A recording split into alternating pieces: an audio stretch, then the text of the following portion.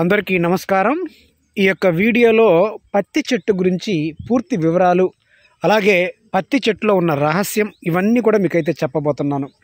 అలాగే పత్తి చెట్టుని మన పూర్వీకులు ఎన్ని రకాలుగా ఉపయోగించుకునేవాళ్ళు, పత్తి చెట్టుని ఖచ్చితంగా ఇంట్లో ఎందుకు ఒకటి వేసుకోవాలో కూడా ఈ యొక్క వీడియోలో మీకైతే నేను చెప్పబోతున్నాను। మరి ఎవరైనా మన యొక్క ఛానల్ని మొట్టమొదటిసారి చూస్తూ ఉన్నట్లయితే ప్లీజ్ సబ్స్క్రైబ్ చేయండి, అలాగే లైక్ చేయండి, ఈ యొక్క వీడియోని అయితే షేర్ చేయండి। పత్తి చెట్టు గురించి పూర్తి సమాచారం। మరి మీకు ఒక ఆశ్చర్యం కలగవచ్చు, అదేంటంటే పత్తి చెట్టు అనేది ఒక పంటగా మాత్రం వేసుకుంటారు కదా, మీరు చూపిస్తుంది కూడా పంటే కదా, మరి తర్వాత పంట వస్తుంది, దీని ద్వారా దూది వస్తుంది, దూది ద్వారా బట్టలు తయారు చేస్తుంటారు, ఇంతే కదా అని మీకు ఒక ఆలోచన రావచ్చు। కానీ ఒక మరుగున పడ్డ విషయం ఏంటంటే పత్తి చెట్టు అంటే పత్తి చెట్లు అనేవి చాలా ఔషధోపయోగములు కలిగి ఉంటాయి। ఎన్నో రకాల మొండి సమస్యలు, స్త్రీలకు సంబంధించి తెల్లబట్ట, చర్మ రోగాలు, కాలిన గాయాలు, ఎన్నో రకాల సమస్యలకి మంచి పరిష్కారం। సుమారుగా 100 రోగాలను తగ్గిస్తుంది ఈ పత్తి చెట్టు।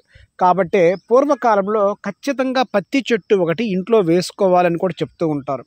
అంటే ఇంట్లో వేసుకొని దాని కనుక పత్తి దూది వచ్చినట్లయితే దాంతో దీపారాధన చేసుకుంటూ ఉంటారనమాట। మరి ఇప్పుడైతే ఈ పత్తి చెట్టు గురించి పూర్తి సమాచారం చెబుతున్నాను। అయితే ఈ పత్తిలో 2 రకాలుగా ఉంటాయి। ఇది మనకు చూస్తుంది, ఇది సాధారణ పత్తి, ఇదిగో చూడండి, దీని కాయలు ఈ మాదిరిగా ఉంటాయి, పత్తి కాయలు ఇలా ఉంటాయి, ఇవి చిన్నవి। మరి ఇందులో పమిడి పత్తి అని ఉంటుంది, అంటే ఈ పత్తి కన్నా ఆ పమిడి పత్తి అనేది చాలా శ్రేష్టమైనది। పమిడి పత్తిలో చాలా ఔషధోపయోగములు కలిగి ఉంటాయి, కాబట్టి మీరు ఇంటిలో పమిడి పత్తి చెట్టునే వేసుకోవడానికి మొదటగా ప్రాధాన్యత ఇవ్వండి। మరి పమిడి పత్తి అనేది లేని పక్షంలో అప్పుడు ఈ పత్తిని మీరైతే వేసుకోవడానికి ప్రయత్నం చేయండి। ఇప్పుడు దీనివల్ల ఉపయోగాలు ఏంటో మీకు చెప్తాను। ఈ పత్తి చెట్టుని సంస్కృతంలో కార్పాసి అంటారు, కార్పాసి।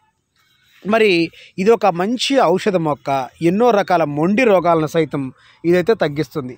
మరి తెల్లబట్ట సమస్యకి ఇది ఎలా మేలు చేస్తుందో చూద్దామండి। అంటే తెల్లబట్ట సమస్యని ఎలా తగ్గిస్తుంది, స్త్రీలకి ఎలా మేలు చేస్తుందో మనం చూద్దాం।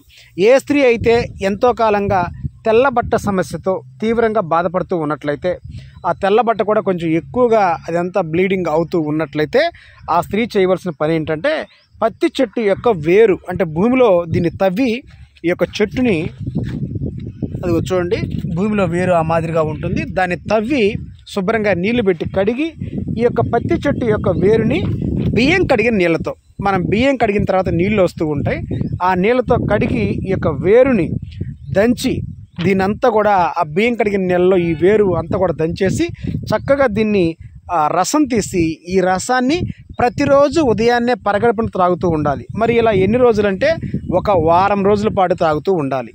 మరి ఈ వారం రోజుల పాటు కూడా మాంసాహారాలు, అలాగే అధిక మసాలాలు, అధిక వేడి పదార్థాలు, నీచు పదార్థాలు తినకుండా దీని కనుక ఈ విధంగా పత్తి వేరు చెట్టు యొక్క వేరుని దీన్ని బియ్యం కడిగిన నీళ్ళతో దంచి ఆ రసాన్ని తాగుతూ ఉన్నట్లయితే ఖచ్చితంగా మంచి ఫలితం ఉంటుంది। ఎంతో కాలంగా ఇబ్బంది పెడుతున్న తెల్లబట్ట సమస్యకి ఇది పూర్తి పరిష్కారం అని చెప్పొచ్చు।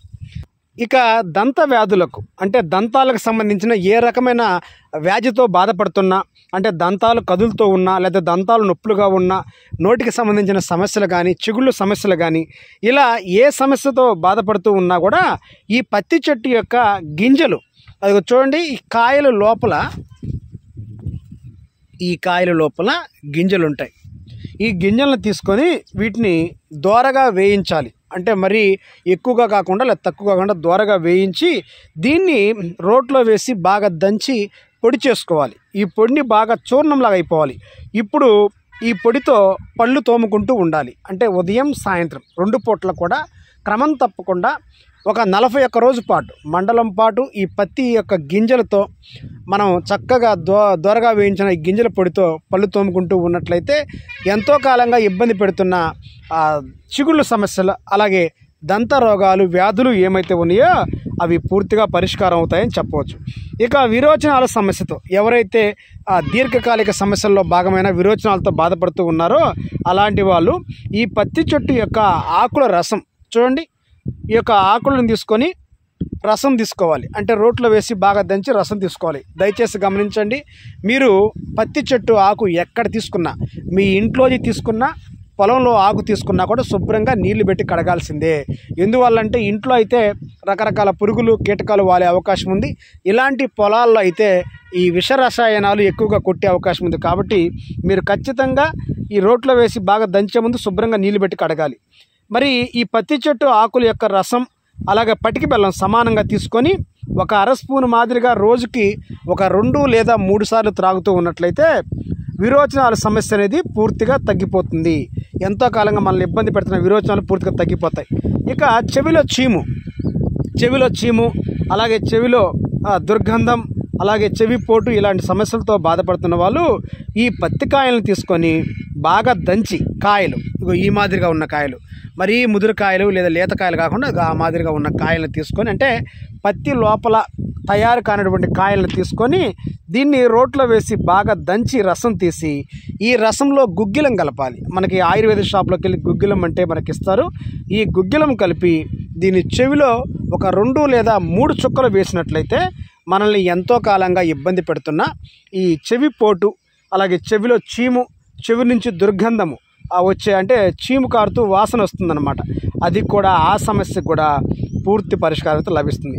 ఇక కాలిన పుండ్లు ప్రమాదవశాత్తు కొంతమందికి ఏదైనా వారి ఒంటిపైన వేడివేడిగా ఉన్న ఆయిల్ కానీ ఏదైనా పడి, లేదంటే కొంతమంది బైక్ మీద వెళ్తుంటే సైలాన్సర్ వల్ల కాళ్ళు కాలుతూ ఉంటాయి. కాళ్ళు కానీ చేతులు కానీ కాలిన అవి పుండ్లుగా మారుతూ ఉంటాయి. ఇది చాలా మంటగా నొప్పిగా ఉంటాయి. మరి ఆ బాధకి పత్తి పువ్వుల రసాన్ని, మనకి పువ్వులు చూడండి, అదిగో ఇవి పత్తి పూలు ఈ మాదిరిగా ఉంటాయి. పత్తి పూలు చూసారు కదా, అదిగో అవి పత్తి పూలు. మరి ఈ పత్తి పువ్వుల యొక్క రసాన్ని రోట్లో వేసి బాగా దంచి పూలని రసం తీయాలి. ఈ రసాన్ని కాలిన పుండ్లపై విపరీతంగా మనల్ని బాధ పెడుతున్న ఆ పుండ్లపై మనం రాసినట్లయితే కాలిన పుండ్లు కూడా చాలా త్వరగా మానతాయి. ఇక కీళ్ళ నొప్పులకి ఈ పత్తి చెట్టు ఆకులు చాలా అద్భుతం అండి. మరి ఎంతో కాలంగా ఇబ్బంది పెడుతున్న కీళ్ళ నొప్పులు లేదా కాళ్ళ నొప్పులు, జాయింట్ నొప్పులు అంటూ ఉంటారు. మరి కీళ్ళ నొప్పులకి పత్తి ఆకుల్ని దంచి, అంటే రోట్లో వేసి బాగా దంచి పత్తి ఆకుల్ని వీటిని ఆముదంలో ఉడికించి, ఈ పత్తి ఆకుల్ని దంచి ఆముదంలో ఉడికించి దీన్ని కీళ్ళ నొప్పులపైన వేసి కడుతూ ఉన్నట్లయితే మనల్ని ఎంతో కాలంగా ఇబ్బంది పెడుతున్న కీళ్ళ నొప్పులు ఏమైతే ఉన్నాయో ఆ కీళ్ళ నొప్పులు పూర్తిగా తగ్గిపోతాయి. ఆ జాయింట్ నొప్పులు, కీళ్ళ నొప్పులు, దీన్ని ఇంకా చెప్పాలంటే మోకాల నొప్పుల పైన కూడా వేసి కట్టొచ్చు అని చెప్పి మనకు ఆయుర్వేద గ్రంథాలు చెప్తూ ఉన్నాయి. ఇక ఒళ్ళు నొప్పులు, ఒళ్ళు వాపులకు కూడా ఇవి చాలా అద్భుతంగా పనిచేస్తాయండి. ఎలా అంటే పత్తి చెట్టు యొక్క గింజలను తీసుకొని, అదిగో కాయల్లో మనం చెప్పుకున్నాం కదా, కాయల్లో చెప్పుకున్న గింజలు తీసి నీళ్ళల్లో నానబెడితే ఒక పూటంతా నానబెడితే మెత్తగా అవి నానిపోతాయి. తర్వాత వాటిని వడగట్టి ఈ పత్తి గింజల్ని బాగా నూరి వచ్చిన దాన్ని, ఆ గుజ్జుని మనం ఈ ఎక్కడైతే మనకి వాపులు లేదంటే నొప్పులు అధికంగా ఉన్నాయో, ఒళ్ళు వాపులు, ఒళ్ళు నొప్పులు అధికంగా ఉన్నాయో వాటిపైన వేసి కడుతూ ఉండాలి. ఇలా చేస్తూ ఉన్నట్లయితే ఎంతో కాలంగా ఇబ్బంది పెట్టే వాపులు, పైచెప్పు వాపులు, అలాగే పైచెప్పు నొప్పులు కూడా, వాత నొప్పులు కూడా, శరీర నొప్పులు కూడా, నరాల నొప్పులు కూడా, కండరాల నొప్పులు కూడా, అన్ని రకాల నొప్పులకి ఇవి చాలా చాలా బ్రహ్మాండంగా పనిచేస్తాయండి. ఇక గవద బిళ్ళలు అంటే కంతులు అంటారు, గవదల పైన వస్తూ ఉంటాయి. ఈ కంతులకి గవద బిళ్ళలకి వీటికి చేయవలసింది ఏంటంటే పత్తి చెట్టు యొక్క ఆకులను తీసుకొని బాగా దంచి రసం తీసి అందులో గుగ్గిలం కానీ బెల్లం కానీ కలిపి చక్కగా ఈ గవద బిళ్ళల పైన లేపనం చేస్తూ ఉండాలి. మరి గమనించండి, కాళ్ళ పైన కూడా ఏదైనా కంతులు ఉన్నట్లయితే, శరీరం పైన ఏ ప్రాంతం పైన సరే కంతులు ఉన్నట్లయితే దీన్ని మనం ఈ పత్తి చెట్టు ఆకులో తీసిన రసాన్ని గుగ్గిలం బెల్లం కానీ కలిపి దీన్ని కంతులపైన, గవద బిళ్ళలపైన, వాపులపైన, శరీరం పైన ఉన్న కాళ్ళపైన ఉన్న కంతులపైన కూడా రాస్తూ ఉన్నట్లయితే గజ్జల్లో బిళ్ళకు కూడా దీన్ని రాయొచ్చు. ఇలా రాస్తే మనల్ని ఇబ్బంది పెట్టే గవద బిళ్ళలు కూడా పూర్తిగా తగ్గిపోతాయి. ఇంకా తెల్ల మచ్చలకు కూడా ఇది చాలా అద్భుతంగా పనిచేస్తుందండి. తెల్ల మచ్చలు, సోబి మచ్చలు అంటారు. పత్తి గింజల్ని నీటితో నూరి, అంటే బాగా నానబెట్టి నీటితో నూరి ఆ వచ్చిన గంధాన్ని తెల్ల మచ్చలపైన, సోబి మచ్చలపైన రాస్తూ ఉన్నట్లయితే సోబి మచ్చలు కూడా పూర్తిగా తగ్గిపోతాయి. ఇక చర్మ రోగాలకు కూడా ఇది ఒక అద్భుతం అండి.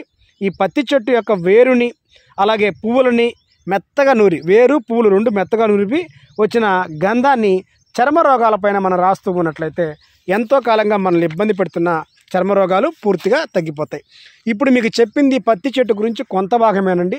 పత్తి చెట్టు 100 రోగాలకి ఔషధం. కాబట్టి ప్రతి ఒక్కరు కూడా ఇంట్లో పత్తి చెట్టు పెంచుకోండి. ఇది ఎన్నో రకాల సమస్యలను కూడా తగ్గిస్తుందని చెప్పి మన ఆయుర్వేద గ్రంథాలు చెప్తూ ఉన్నాయి.